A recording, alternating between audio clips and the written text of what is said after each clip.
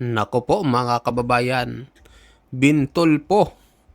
May banat dito kay Boying Remulla mga kababayan. Patungkol nga ito mga kababayan sa pagdesisyon niya na 1 at 2 buwan na lang daw itong ICI mga kababayan. So pakinggan nyo itong banat ni Bintol po dito kay Ombudsman. Sabi niya dito, Ombudsman, ICI, napakinabangan mo. Ba't tinaningan mo? Chinuchupoy mo pa? May presidente ka pa ba? Ayan mga kababayan. So panoorin natin itong banat niya. No? Mukhang Tulfo versus Ombudsman Boying Remulla to mga kababayan. Eto na. Doon sa trabaho ng ICI na create po yan ng Pangulo. Tingin ko mga 1-2 buwan na lang yan at Ayan. maaari na i-turn over sa amin lahat ng kanilang mga tinabaho. Nag-iwan ng masamang panlasa sa bibig ng mga taga-ICI kung ano yung sinabi nitong si Ombudsman Remulla. Sa halip na una sa lahat, magpasalamat ka sana, Ombudsman Remulla, na bago ikaw nakaupo, may ginawa na tong mga ICI sa pag-iimbestiga. Tanging ang Pangulo na magsasabi. Tigil na, ICI. Nagawa niyo ng trabaho, okay? Pasok na Ang nangyayari mga kababayan, parang pinangungunahan niya na agad yung Pangulo, no? May punto naman ito si Bintol po. Kasi bakit pinangunahan niya na 1-2 buwan na lang daw ang ICI. Samantalang wala pa namang binabanggit si President BBM. So parang nangyayari, ang naging presidente itong si Boying Remulla mga kababayan. So pakinggan natin, pakinggan pa natin. ng Ombudsman. Wala pang ganun. Tinutulok pa nila, Independent People's Commission. Lalagyan daw po nilang ipin o pangil na mayroong prosecutorial power. May power din po ang pag-issue ng subpoena, power to hold individual in contempt, ang abilidad to grant witness immunity and protection. May otoridad po sila i-freeze yung assets. Ang Independent People's Commission, hindi po siya dapat created through executive tulad ng ginawa sa ICI. Nang sa ganun, magkaroon ng kapangyarihan, may ipin, may pangil. Hindi yung ini-small-small. O sige, tapos ka na. Okay na. Tulad na pang-i-small na ginawa nitong si Boying Remulla sa ICI. Dahil, bakit? Under the office of the President, pinondohan ng Pangulo. Hindi naman yan gobyerno. Dapat independent commission, dapat independente, pati yung budget. Pag ginamit mo ang budget ng gobyerno, redundant ka. Ben Tulfo Fun Filter. Last week, Friday, nagbigay po ng pahayag si Ombudsman Jesus Crispin Remulla, better known as Boying, noong Biyernes. Tingin ko mga 1-2 buwan na lang yan at maaari na i-turn over sa amin lahat ng kanilang mga tinabaho. Yun ang direksyon yan. Kasi hindi naman pwedeng forever ang ICI at meron namang batas na nag-create ng Office of the Ombudsman. Opo. Na ngayon naman ay very active kami. Hindi naman nagsabi forever ang ICI. Ginawa naman ng ICI nung wala ka pa, Ombudsman Remulla, mas nauna pa siya yung ICI, bago ka. Kami po sa IBMI, NGO, nagkaroon po kami ng press conference patungkol po dyan na kung saan yung ombudsman, tiko mambibig, wala po nangyayari. Na mag-conduct po ng motu proprio investigation yung ombudsman. Noon yun. September 11, ibinuo po yung, ICI ni President BBM. Bakit? Wala po kasing gumagawa ng fact-finding or motu proprio, kaya binuo po ni BBM in the absence of ombudsman, September 11. Nakikita nyo. On October 10, tsaka pa lang po nag-assume nakaupo po si Boying Remulla.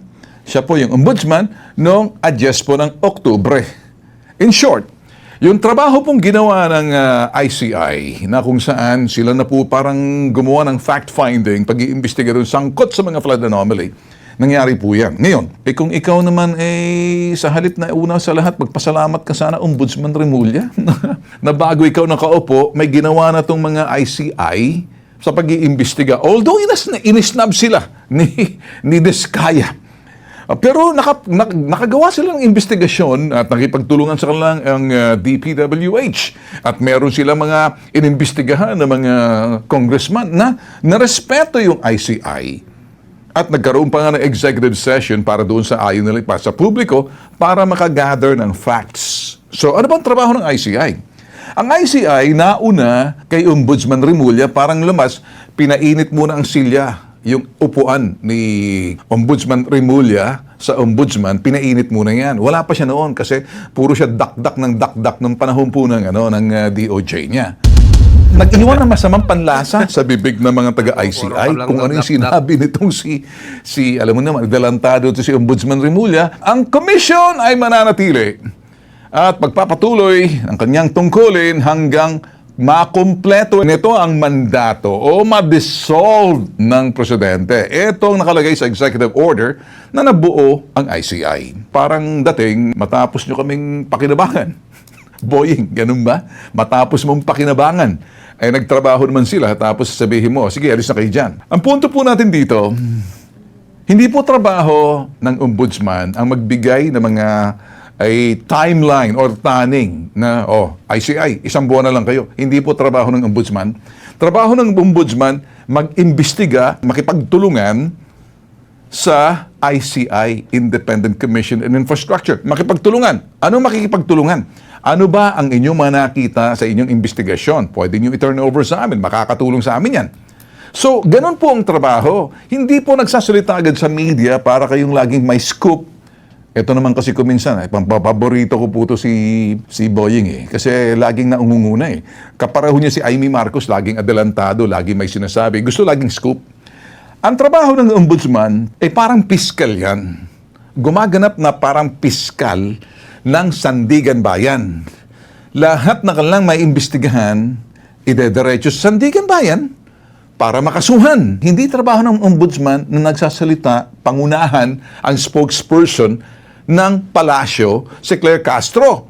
Ikaw naman, Boying, baka nakalimutan mo, wala ka na sa DOJ, wala ka rin sa iyong programa sa radyo, akala mo ikay mamamahayag, hindi ka journalist, tulad ng sinabi mo nung gano'n, sabi mo, nakaka-scoop ka. Ito naman, hindi ito scoop, parang pinangunahan mong Pangulo Parang pre-empt mo ang Pangulo, hayaan mong Pangulo i-dissolve itong ICI para patigilin ng ICI sa kanilang mandato. Tanging Pangulo lang ng Pilipinas ang pwede magsabi, tigil na! ICI. Nagawa nyo lang inyong tungkulin. Boying Remulla, pasok! Yung ombudsman, dapat ganon. Hindi mo trabaho magsalita. Trabaho po to ni Claire Castro. Sa ngayon, hindi po ako makakasagot patungkol po dyan at hindi pa po rin namin pag-uusapan patungkol po dyan. But since nga po, nandyan naman din po ang ombudsman, at napaka-active din po nila patungkol po sa usapin ng mga anomalyang flood control projects. Maaari pong maging ganun. Pero as of now, wala pa po tayong pinakadetalye. So, ano mang update patungkol dyan. Ang sinasabi ni Claire Castro, nagtatrabaho rin naman ang ombudsman. Of course, pareho naman sila nagtatrabaho. Ang tanong, may karapatan ba si ombudsman magsabi, tigil na kayo, isang buwan na lang kayo? Trabaho ba ng ombudsman magbigay ng taning doon sa trabaho ng ICI na create po yan ng Pangulo? Tanging ang Pangulo na magsasabi. Tanging manggagaling sa bibig ng Pangulo si BBM, si President BBM ang magsasabi niyan, tigil na ICI, nagawa niyo ng trabaho, okay, pasok na yung ombudsman. Wala pang ganun. Kaya tuloy, hindi makapagsalita ng maayos diretso si Attorney Claire Castro para sabihin, nagtatrabaho naman pareho. Oo nga, pag nagtrabaho pareho, di magtrabaho, hanggat sabihin ng Pangulo, tigil. So hanggat wala pang sinasabi ang Pangulo, huwag natin pangunahan ng Pangulo. Kasi ang Pangulo naman dapat nagsasalita. So binalanse lang po. Parang naging Solomonic tuloy, King Solomon. Alam niyo King Solomon? Babalansehin niya lang. Tinutulok pa nila, Independent People's Commission. Although medyo may pag-aalinlangan po rito si BBM, si President BBM. Ito po yung bill. Initially, Senate Bill 1215, then substituted by SB 1512. Ito huy final ho ni Soto, Senator Soto, and co-sponsored by Senator Lacson, and iba pong mga senador, kasama po si Kiko Pangilinan. Yung pangunahing layunin ay gumawa at itong sinasabing makapangyarihan ng independent at permanenteng kumakatawan pagdating sa pag-iimbestiga. Na parang meron silang prosecution, abay parusahan. I-prosecute yung mga anumang uring anomalya at katiwalian pagdating sa public spending. Ito yung importante po ito, pakinggan nyo na maigi. Nakafocus po sila sa infrastructure projects, particular sa mga ghost flood control projects. Ngayon, ang gusto po nila mangyari, Lalagyan daw po nila ng ipin o pangil na mayroong prosecutorial power. May power din po ang pag-issue ng subpoena. Power to hold individual in contempt. Ang abilidad to grant witness immunity and protection. May otoridad po sila i-freeze yung assets. Pag yan po inilikha sa pamamagitan pa ng legislatura natin, legislature, pagkatapos bibigyan mo ng power, sino ang popondo? Kanino manggagaling yung pera? Pag yan ay galing sa gobyerno, Independent People's Commission, magkakaroon ka ng utang ng loob sa gobyerno. Hindi ka epektibo kasi meron kang sa itaas mo. Ang Independent People's Commission, sana kung nakikinig po, ako suggestion ko lang, very humble suggestion lang to para maintindihan. Ang Independent People's Commission, hindi po siya dapat created through executive tulad ng ginawa sa ICI. Independenteng People's Commission, wala po silang pananagutan sa kanilang tungkulin kanino man at hindi po sila dapat pondohan ng gobyerno at ang pondo ay manggagaling sa pribado. Pero may kapangyarihan mag-imbestiga. Pero ang pag-iimbestiga mo, hindi lang yung nag-iimbestiga ka, nangangamoy ka, saan bang pangyang murakot dyan? Sino bang kurakot dyan? Iniisip mo, sino dyan? Ikaw.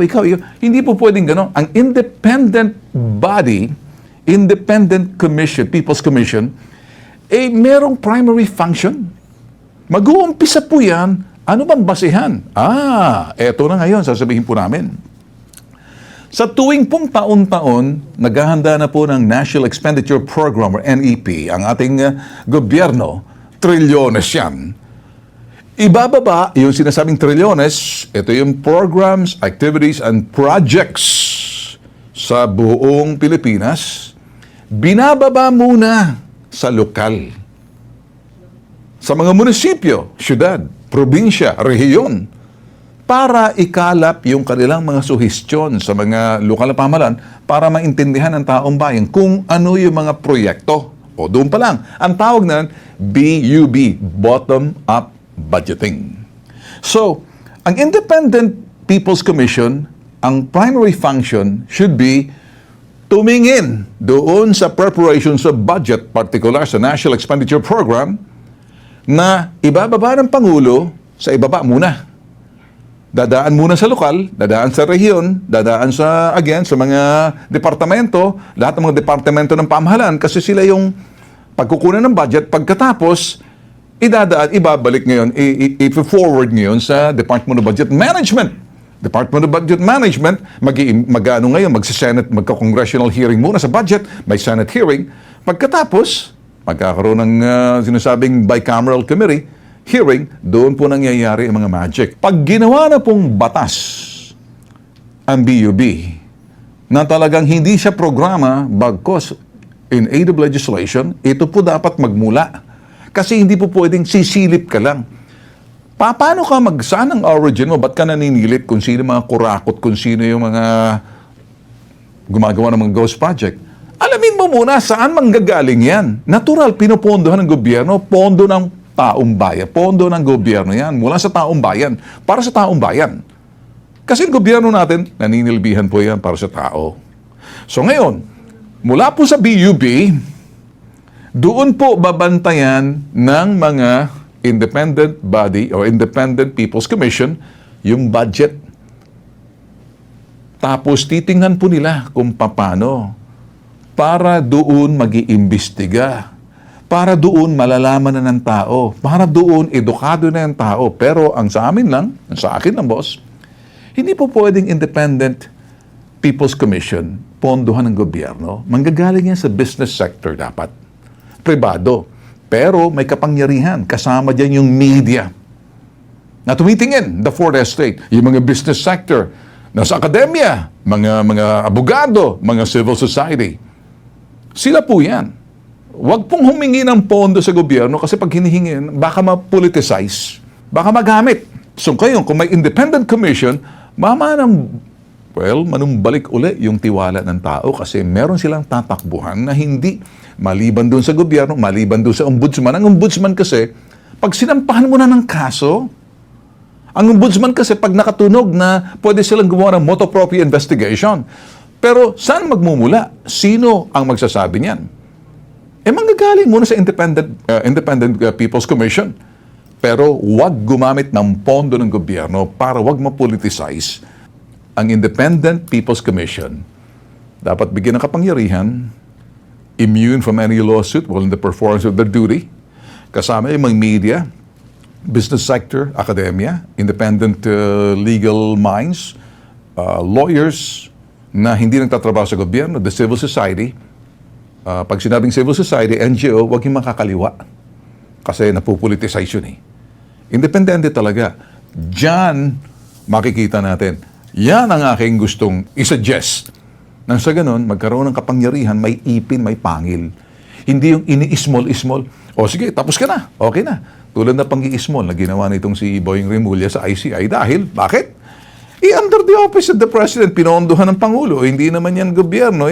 Pag dapat independent commission, dapat independente, pati yung budget. Pag ginamit mo ang budget ng gobyerno, redundant ka. This is Bitag Live. So ayun mga kababayan, ano pong masasabi nyo dito sa pahayag ni Bintulpo, si Bitag? So mag-comment kayo, mag-like at mag-subscribe. At sa mga bagang pasok dyan, pa-subscribe din na ating channel. Matindi yung banat ni ano, no? Ini-small daw ang ICI dahil pinangunahan ka. Mga kababayan, wala pa naman binabanggit ang spokesperson ng Malacanang, pati si BBM wala din. So ayun, ito yung matinding banat ni Bintulpo. So mag-comment kayo mga kababayan. Maraming salamat po.